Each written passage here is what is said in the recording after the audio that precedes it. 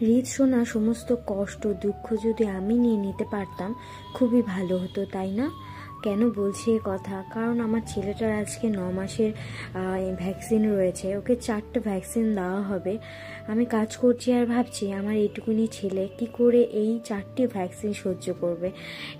2.5 মাসে 3 মাসে তো 3টি করে দেওয়া হয়েছে, তবুও ঠিক আছে, এবার 2 হাতে 2 পায়ে দেওয়া হবে, তো ওগুলোই কাজ করছিলাম আর ভাবছিলাম। তো ওইদিকে আর একটু কাজের তাড়াটাও বেশি, কারণ 12টার দিক থেকে ভ্যাকসিন শুরু হবে, সেখানে যেতে হবে টাইম মতো।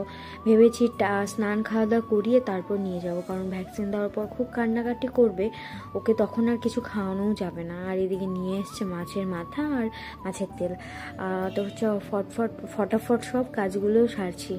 আর এদিকে ওর খাবারটাও বসিয়ে দিলাম, সব রকমের সবজি আর গ্রিন মুগ ডাল আর ভাত সব মিলিয়ে একসাথে আমি বসিয়ে দিয়েছি প্রেশারে।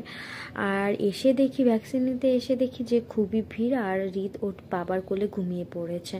তারপর তো শুরু হলো খুবই কান্নাকাটি ভ্যাকসিন দিয়ে, আর কোনো রকম ভিডিও শ্যুট করতে পারিনি একবারে রাতে। আজ ডিনারে করেছিলাম গ্রিন মুগ ডাল চিরা আর আলুর তরকারি। দ্যাটস ইট, বাই, দেখা হচ্ছে অন্য কোনো ব্লগে।